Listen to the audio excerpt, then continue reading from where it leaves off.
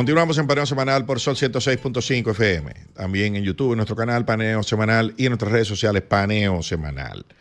Entonces, Luis, ¿por dónde íbamos? Bueno, la lista de los asistentes fue lo que dimos. La lista de los asistentes, de los miembros de la Junta. De la Junta de la Paz. De la Paz que formó Trump y que cuesta muchos... que cuesta $1.000 millones por cabeza entrar. Por país, digo. Sí, la idea es que no hay ningún país líder en esa lista. No hay representante. Pero él dijo que él es el presidente. Sí, de la que Estados Unidos... No, él. Bueno. Que Estados Unidos. Él. Las cosas de Trump. Pero sí. una organización, una institución que desafía abiertamente a las Naciones Unidas. Claro, mientras Estados Unidos se sale de las organizaciones que pertenecen a Naciones Unidas, se acaba de salir también de la Organización Mundial de la Salud y de varios organismos. Se había salido, volvió a entrar y ahora volvió otra vez. Amenaza con volver a salir y de amenaza con dejar de pagar las ayudas y los fondos a los que se ha comprometido. Se van a ir saliendo de todos los organismos. Mire, la realidad es que Naciones Unidas está cada vez menos relevante. En crisis. Es que es inefectiva. No funciona, no está organizado de acuerdo a la realidad. Yo insisto en otro término, realismo estratégico. Señores, busquen eso. El realismo estratégico es lo que está primando en toda la geopolítica mundial. La realidad pura y simple. Sin adornos, sin diplomacia, es la realidad. Tal punto es... el pragmatismo. Pragmatismo y abiertamente. Miren, aquí Estados Unidos nunca había declarado ni aceptado haber incidido en la desestabilización de ningún país. Hay una entrevista de Scott Bessent, el secretario del Tesoro norteamericano, que abiertamente dice que parte de las acciones monetarias y de acciones que tienen que ver con el Tesoro norteamericano se orientaron a la desestabilización de Irán. Hay unas declaraciones en abril del año pasado donde el Tesoro norteamericano advirtió a todos los tenedores de moneda iraní que salieran de esas monedas. Unas recomendaciones que dio el Tesoro norteamericano, que se supone que fueron el detonante de la crisis que Irán experimentó en diciembre y que todavía permanece. Unas movilizaciones, gente protestando, tuvieron al punto de desestabilizar y tumbar el gobierno. A tal punto que hace unos días un grupo de hackers, un grupo de piratas informáticos tomaron el poder de una transmisión de la televisión iraní y pusieron material político alabando al hijo del último Shah de Irán, que está, Reza Pahlavi, que está en Estados Unidos. No, que la gente cree de este lado del mundo que la gente está esperando a Shah. Él cree que lo están... Digo, yo no sé. Me imagino que él sabe que no, ¿verdad? Lo que pasa es que cuando tú... Entonces se sienta María Corina Machado con él. ¿Y qué es eso? Aquí está pasando una cosa increíble. Locura. Es una cosa increíble. Esa desestabilización que se está produciendo en Irán siguiendo el protocolo del documento de seguridad de los Estados Unidos que se emitió en noviembre, en donde ellos abiertamente dicen, nosotros vamos a trabajar para desestabilizar todos los regímenes que vayan en contra de la seguridad de los Estados Unidos. Sí. Y lo han estado haciendo. Lo cual abiertamente. Antes nunca se... Lo cual es bastante peligroso porque esos países, el odio a Estados Unidos es muy fuerte. Sí. Es toda la población. Ellos pueden no estar de acuerdo con el gobierno que tienen, turno, que no se sabe tampoco eso. No, ahí hay que ver porque está ganando tracción. Hay un grupo de personas que dicen, pero nosotros estábamos mejor antes con el Shah. ¿verdad? Sí. Y hay que hacer historia de dónde viene. El Shah es una monarquía, una descendencia que se inventó, porque el Shah, Pahlavi, era un apellido sonoro que asumió el abuelo de asumido, creado de la nada. Fueron golpes y contragolpes de Estado que... No es que hay porque hay unos reyes, hay un linaje de reyes persios, ¿verdad? O persas, los reyes persas que tienen nombre y que han sido famosos. Pero Pahlavi... Que pasa que el imperio persa se ha dividido varias... Porque Persia era una zona... Era una zona del territorio de Irán, que era el territorio de los arios, que en Europa, por el tema que había con los arios alemanes, le decían persas. Winston Churchill decía persas, los franceses eran Persia. En un momento de la historia, Irán dijo, no, nuestro nombre de país es Irán, para diferenciarse. Porque había una tribu, que eran los iranios, que eran originarios de esa zona. Correcto. Por eso se llama Irán. Sí, porque eran muchas tribus. Lo que pasa es que la relevancia que tuvo esa tribu, pudiendo conquistar todos sus territorios al oeste, hasta Europa. Llegaron casi hasta Roma, a la puerta de Constantinopla. Pero ellos no cruzaron. No cruzaron, pero llegaron a la puerta. No cruzaron el Mediterráneo, o sea, no llegaron a territorio europeo. De ahí que los devuelven en 2 batallas, la batalla de Salaminia,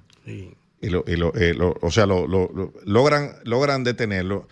Los macedonios, los macedonios, que son Alejandro Magno, es el que persigue a Darío, que es el rey persa. No lo deja pasar, primero en batallas navales y luego entonces cruza, persiguiéndolo, y Darío se va replegando hasta que finalmente eso no está claro si lo mató. Murió Alejandro Magno, murió en combate. ¿Qué pasa? Que Alejandro Magno murió poco tiempo después.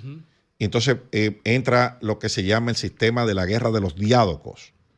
Los diádocos eran los generales de Alejandro Magno que se distribuyeron el territorio.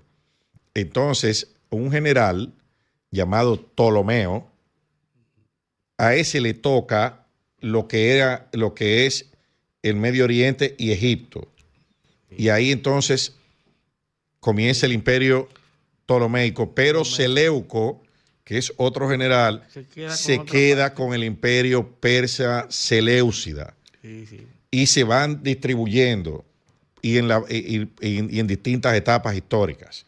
Entonces, por eso el linaje real ahí se perdió. Se pierde por muchas, se bifurca por muchas partes. Ahí se perdió hasta que se reinventaron eso de que es Reza Pahlavi. Sí, Pahlavi es un apellido sonoro que suena monárquico y lo toma. En uno de esos conflictos ganó una facción y bueno, usted es rey a partir de ahora. Ese es el abuelo del que está ahora en Estados Unidos. El abuelo que fue formado en Inglaterra. En Inglaterra. Esa persona no tenía cultura medio oriental. Medio oriental, no de los medios. Y por eso es que hay que ver, porque antes de la revolución iraní, no había, este gobierno teocrático que se da en los 70, ¿verdad? Después de la llegada de Khomeini, que estaba exiliado en Francia, llega a Irán y ese régimen se convierte en un régimen teocrático y vuelve de nuevo a las mujeres a ponerse la burka, a hacer una cantidad de acciones. Porque Estados Unidos subestimó, o sea, no se sabía el sustrato ideológico tan fuerte que tenía ese movimiento del ayatollah Ruhollah Khomeini.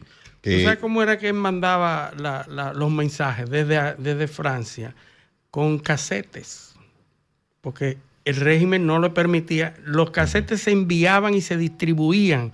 Para los que saben lo que son casetes. Sí, sí. Porque hay una generación que no lo conoció. Pero se distribuían los discursos de Khomeini y se distribuían a Irán. Cuando sale el Shah, porque el Shah se compromete a no reprimir a las manifestaciones en Irán, con los norteamericanos que le dicen, tú tienes esas manifestaciones, pero no las puedes reprimir violentamente. Y él acepta y no la reprime.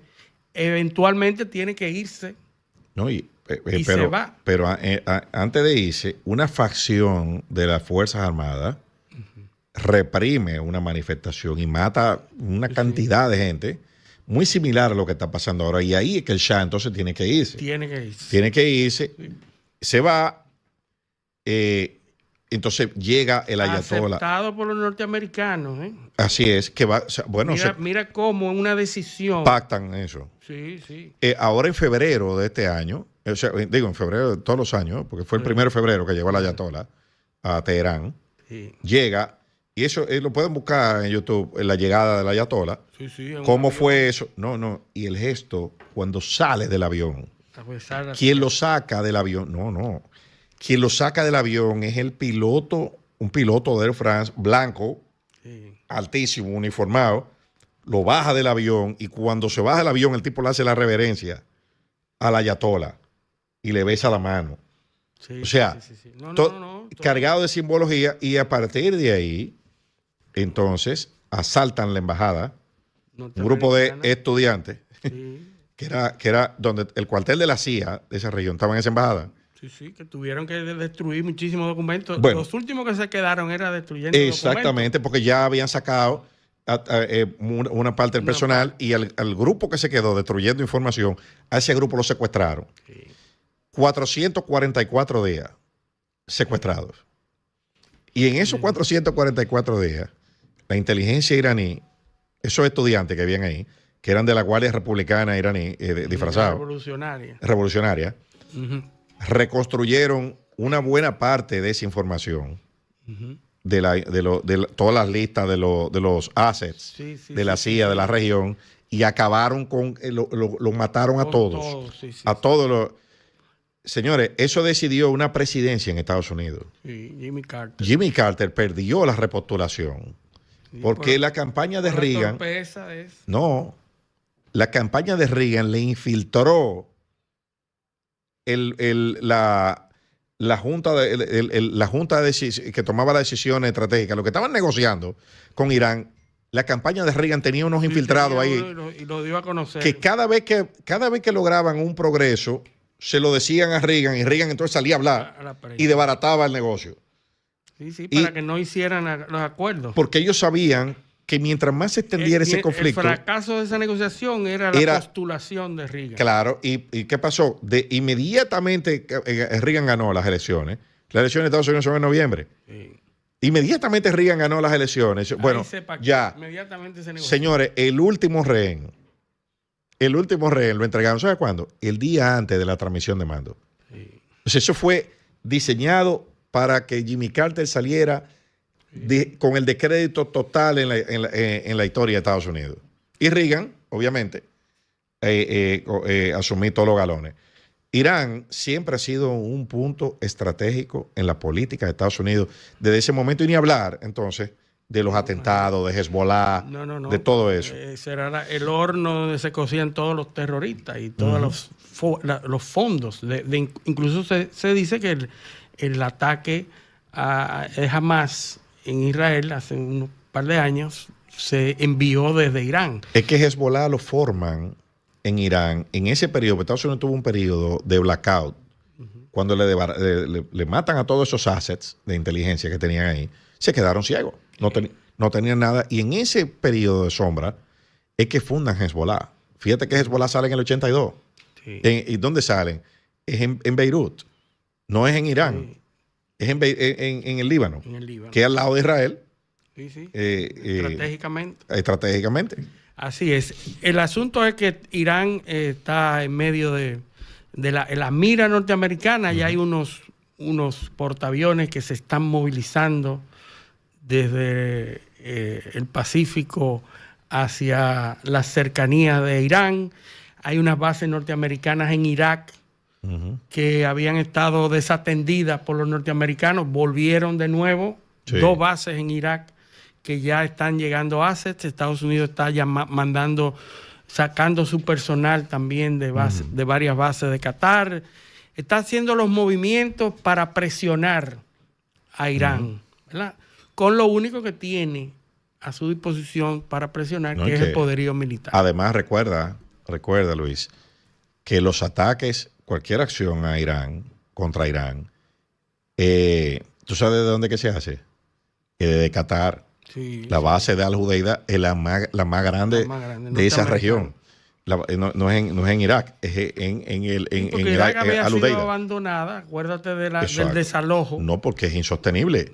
Absoluto. O sea, es un país hostil. O sea, Irak es enemigo de Estados Unidos. Sí. Por más que ustedes vean Irak, en Irak fue que se formó el Estado Islámico. O sea, después que Estados Unidos salió en la segunda intervención, después de los escándalos, la prisión de Abu Ghraib y toda esa vaina, Irak es una olla de pólvora contra Estados Unidos, porque destruyeron el país, metieron presos a miles de personas, lo torturaron y no dejaron nada, se fueron y acabaron con... Dejaron el vacío. Y la destrucción y la pobreza, que es lo que hay ahí. Es así. Ahora están los norteamericanos ahí presionando el régimen de Irán y hay que ver lo que va a suceder ahí. Estados Unidos anunció que Irán está en la mira. Cuba, que hay también barcos, naves norteamericanas que se están dirigiendo por los alrededores. Sí, pero México le está dando petróleo, o sea que... Ese es el tema. Así es que Zelensky en la reunión, en ese discurso que dio ante la prensa cuando salió de la reunión con Donald Trump, que yo dije que estaba acabando con Europa, uno de los temas que Zelensky argumenta es que ¿por qué Europa no ocupa las naves llenas de petróleo que salen desde Rusia, como hizo Estados Unidos en el Caribe para Venezuela? Porque Europa depende del petróleo ruso. Porque Europa sigue comprándole petróleo a Rusia. Claro. Y ese dinero va a la guerra con Ucrania también. Claro, no, y que además de eso, el problema del mercado de petróleo, mucha gente que se creyó el cuento de que bueno, porque Trump es experto simplificando problemas que son complejos. Mucha gente creyó que nos metimos ya en Venezuela y ya nos cogimos todo y ya se acabó. No. Eso no es así. Los petroleros americanos fueron los primeros que le dijeron, no, pues que al presidente de ExxonMobil Trump lo sacó de la negociación. Porque le dijo, mire, Venezuela es un país ininvertible. Dice, ¿cómo así? Dice Trump, bueno, que a nosotros en el 40 nos lo quitaron todo. Y en el 2007 nos lo quitaron todo. Nosotros nos metemos un centavo ahí, a menos que usted nos garantice. Y dice, entonces Trump le dice, bueno, nosotros no vamos a garantizar nada. Dice, bueno, lo que pasa es que si nosotros metemos $1 hoy, ahí, de aquí a que vengamos a sacar el primer barril de petróleo, ya usted no va a ser presidente. Sí, entonces nosotros tenemos que buscar a quien nos garantice eso. Y lo que hay en Venezuela ahora no nos lo pueden garantizar tampoco. No hay manera, a pesar que... No te creas. La presidenta de Venezuela dijo que entraron 500 millones. Ajá, sí, pero ¿cómo fue eso? ¿Tú sabes cómo fue eso? Mira, del petróleo que llevaron, los 30 millones, 50 millones, uno no sabe cuánto fue. Una compañía que se llama Vitol en Estados Unidos, fíjate que ninguna de las petroleras grandes se metió en eso. Ni ConocoPhillips, ni la misma Chevron que está en Venezuela. Hay 3 compañías. No. Un paquetón. Hay una compañía que se llama Vitol. Vitol, en 2020, fue sancionada por el Departamento de Justicia de Estados Unidos por soborno. Le metieron una multa de $130 millones a Vitol. Por sobornar ¿a quién? Al ejecutivo de Pemex, de Ecuador, de la petrolera, ¿cómo se llama? Ecupetrol, una cosa así, de la petrolera ecuatoriana. Bueno, por soborno, ellos se declararon culpables, ¿eh? Sí, porque es más fácil. Sí, pagaron su multa y siguieron. Bueno, Vitol, que también le dio un dinero para la campaña a Trump, que fue una petrolera que más dinero le dio, fue el que terminó comprando, entre comillas, el petróleo que se llevaron de Venezuela. y digo se llevaron, entre comillas, porque por lo que voy a decir ahora. ¿Tú sabes a quién se lo vendieron el petróleo? A China. A China. O sea que ni siquiera se lo llevaron. Le decían, mira, móntalo tú en tu barco que tú tienes ahí y llévatelo de aquí. Porque todo eso es para legalizar que los chinos siguen sacando petróleo, ¿entiendes? Y oía gente, panelistas, que hablaban que China no lo va a permitir. ¿Quién te dijo? Perdón. China está metido en todo eso. A descuento, le hicieron un descuento de $5 por barril. O sea, a lo que los chinos se lo compraban a Venezuela, les retaron $5. ¿Tú ves? Entonces, por eso que tú ves, ¿ustedes han visto en la noticia que en Venezuela hay escasez de gasolina? O de terminado.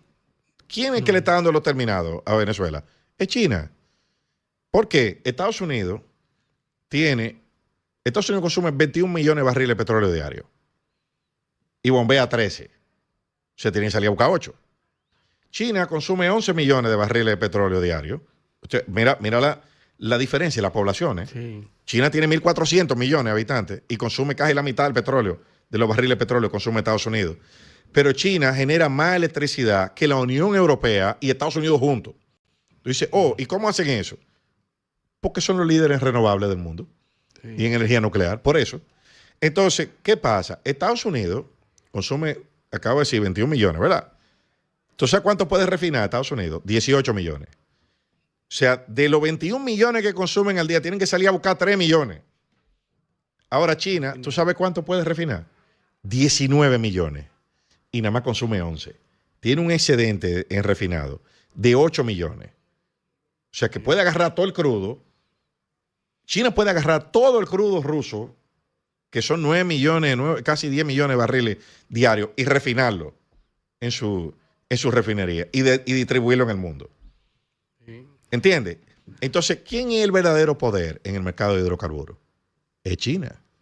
Sí, tienen el dinero. Porque son autosuficientes. Y también los refinan. Tienen los cuartos, tienen el petróleo ruso que está al lado y tienen cómo refinarlo.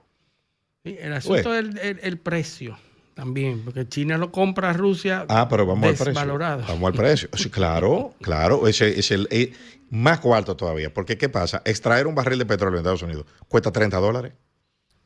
En Venezuela, ¿tú sabes cuánto cuesta extraerlo? $11. Pero ¿tú sabes cuánto cuesta en Arabia Saudita? 5. Y en Rusia cuesta como 8. O sea que ahí hay mucho. Arabia Saudita produce 10 millones al día de barriles. Estados Unidos 13, Arabia Saudita 10 y Rusia casi 10, que es el tercero. Eso es lo que hay disponible. Ahora, ¿cuánto están sacando de Venezuela? 900,000 barriles. 900,000 barriles. De esos 900,000 barriles, 600,000 se van a China y 300,000 lo lleva Chevron a Estados Unidos. Entonces lo que dice el ejecutivo de Chevron, dice, bueno, ya que todo se arregló, a mediados de 2028 podemos sacar 600,000 barriles. Wow. O sea, tú estás oyendo, 300,000 barriles más. Sí. Acabamos de decir que Estados Unidos necesita 8 millones de barriles. Tú estás hablando de 300,000 en 2 años. Son sumas astronómicas. ¿Qué dice Delcy Rodríguez? Dice, bueno, sí, hay una nueva ley de hidrocarburos en el Congreso, pero para los yacimientos nuevos. O sea, yo no voy a darle lo que está aquí, yo no se lo voy a dar a las empresas americanas. Yo le voy a dar en los yacimientos nuevos, pero hay que buscar, ¿tú sabes cuánto hay que buscar? Para poner todo eso a producir. 100,000 millones de dólares. Y el tiempo que se toma. Claro, entonces, exacto. ¿Y tú sabes cuánto es la meta de producción? 3.5 millones de barriles. O sea, que no te creas que eso, la reserva más grande, claro, es verdad. Ahora, no te creas que con eso es que van a resolver el problema de petróleo, porque por los números no dan. Pero vamos un par de llamadas, antes de que nuestro invitado porque no le hemos dado la oportunidad. Vamos, era el número. Comunícate 809-540-1065. 1-833-610-1065 desde los Estados Unidos. Sol 106.5, la más interactiva. Bueno, aquí tenemos nuestros oyentes de YouTube que tenemos vamos a aprovechar para saludar. Bruguera, que siempre... Vladimir Agramonte, siempre fijo con nosotros. Pedro Virgo, tu amigo Luis. Sí. Joe Batz, Clara Jiménez, Oliver Díaz, Eladio de la Rosa, de la Altagracia. Siempre nos escribe. Johnny Arrendel, que dice que una alianza militar entre Rusia y China contra el Estado Islámico después de la guerra de Ucrania. Él plantea ese escenario. Interesante, eso habría que analizarlo a profundidad. Recuerden que Rusia y China son aliados comerciales. Los rusos y los chinos no... Sí, no tiene que ver con ideología no, ni nada de eso. No, que ellos tienen diferencias ideológicas profundas. Desde la revolución bolchevique y la revolución china. Con los chinos, sí, obviamente. China y Rusia no operan juntos. Ellos negocian. Hay que buscar la guerra de Manchuria. Ellos tienen enemigos comunes. Tenían fronteras y pelearon. Rusia y China tienen enemigos comunes, pero no necesariamente se entienden como la gente cree. No, porque tienen diferencias. Rara vez dos países con fronteras disputadas son aliados. Sí, dice Johnny Arrendel basa, uno de los puntos que dice Johnny Arrendel aquí es que Rusia combatió con éxito el Estado Islámico en Siria e Irak. Lo que pasa es que el Estado Islámico es enemigo de todo el mundo también. Sí. O sea, entonces, fue una amenaza. Eso, porque es una amenaza. Vamos a tomar esta llamada. Buenos días. Buenos días. ¿Quién nos llama y de dónde? Buenos días, licenciado Vázquez. Adelante, Vázquez. Licenciado, ¿y qué se piensa hacer con Nicaragua y Cuba? Le escucho. Buena pregunta. Mire, el problema de Nicaragua y de Cuba es el siguiente. Rubio va a resolver eso. Es el siguiente. Sí, claro. En 5 minutos lo resuelve en cualquier sitio. El asunto es lo que hemos dicho antes aquí, muchas veces. El problema de la guerra moderna no es cómo usted entra a un país, sino cuánto usted dura y cómo sale. Y cómo sale, a quién deja. Y a quién deja. Sí. Y entonces, hasta que eso no esté seguro, y sobre todo el caso cubano, que es tan complejo, porque está tan cerca de Estados Unidos. Porque ahí no hay ni oposición. No es que no hay nada. No hay manera. Miren, una de las cosas, para hacer el símil con esto que voy a decir ahora, que dijo Marco Rubio sobre Venezuela, por qué la transición tiene que ser gradual. Dice, tenemos que propiciar la liberación de los presos políticos, la vuelta a los exiliados, para construir una nueva sociedad civil. Correcto. Para que no cometan el mismo error que han cometido los Estados Unidos en todos los demás países. Entonces en Cuba hay que construir una sociedad civil, construirla desde cero porque no existe, para entonces ver cómo... No hay ni la cultura política tampoco. No, tampoco. No hay oposición. Tampoco. No hay una cultura de debate de ideas. En Cuba lo que hay es hambre y miseria. Sí. Y atarazo. Y control de un régimen totalitario. Pero no hay una sociedad civil, no hay instituciones, no hay nada. Entonces tú crear un país de cero, si tú te metes ahí y acabas con el gobierno, ¿sabes lo que puede pasar ahí? Haití. Sí, peor. Un Haití. Eso es lo que tú puedes formar a 90 millas de la costa de Estados Unidos. Terrible. Terrible. Entonces, Nicaragua. Tener mucho cuidado con eso. Nicaragua, señores. Nicaragua no es ha sido laboratorio ya de muchos experimentos. Sí, hay que ver lo que pasó ahí en los 70 y en los 80. Dictadores. Revolucionarios. Contra revolución. Señores, han alternado democracias. La última vez que todo. Estados Unidos se metió la mano frontalmente en la política nicaragüense, se produjo una revolución. Quienes están en el poder hoy, que son los sandinistas, llegaron al poder, porque Estados Unidos tenía a Somoza ahí. Y después que los sandinistas ganaron, hubo que financiar una contrarrevolución. ¿Entienden? Los contras. Los Irán contras. Que terminó, y eso terminó, bueno, eso provocó un escándalo que llegó a la puerta de al lado del despacho de Reagan. Por poco se lo llevan. Si no aparecen dos activos expiatorios. Robert Poindexter, el asesor nacional de seguridad del presidente de Estados Unidos, fui yo. Y el presidente no sabía nada.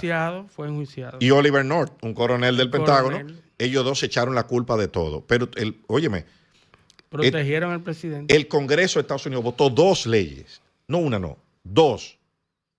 Para que el gobierno norteamericano no financiara los contras.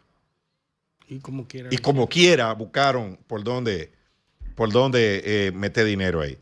¿Y quién se echó la culpa? El asesor nacional de seguridad del presidente. ¿Usted cree que el presidente, que Reagan no sabía que estaban haciendo eso? Reagan fue que lo mandó. Sí. Lo que pasa es que esto era un fusible, tiene que explotar donde te. ¿Y cuánto tiempo hizo de cárcel Poindexter? Ni 5 minutos. Lo indultaron. Sí, sí. y Oliver North sirvió un tiempo de prisión, pero ¿saben qué? Después que Oliver North salió de la cárcel, fue senador, yo creo que 3 veces, por Virginia. Sí. ¿Y ustedes saben de qué partido? Del demócrata. Lo contrario. Los contrarios lo agarraron. Oye, él le sirvió a los republicanos. Los republicanos dijeron, mira, va a ser muy obvio si tú te metes por aquí. Vamos a pagar para que te metan del otro lado y te vamos a garantizar que tú vas a ganar. Y lo protegieron. Sí. Lo protegieron porque el hombre cogió una bala por el presidente. La diferencia es que antes no se hablaba ni se declaraban las cosas. Sucedían y se mantenían las formas. Sí. Ahora no. No, porque ahí se designó un fiscal especial, Kenneth Starr, creo que era, el fiscal especial. Óyeme, eso lo manejaron. Estados Unidos protegió a sus efectivos. Elliot Abrams, que anda por ahí todavía, era el hombre que lo trajeron de Vietnam, de Camboya, que tenía experiencia en resolver cosas. Sí. Ese era el operador de campo de la CIA en toda esa jungla centroamericana, acabando, mataban desde los pollos hasta todo lo que estaba vivo ahí. ¿Sabes cómo se llamaba la operación? Scorched Earth, tierra arrasada se llamaba. Imagínate. La operación en todos esos campos centroamericanos. Pero bueno, esa es la historia, por eso que Nicaragua no es un país tan fácil de intervenir. Vámonos a la pausa. Esto es Paneo Semanal, no le cambien. Un paneo con habilidad, encuentro e interrogatorio.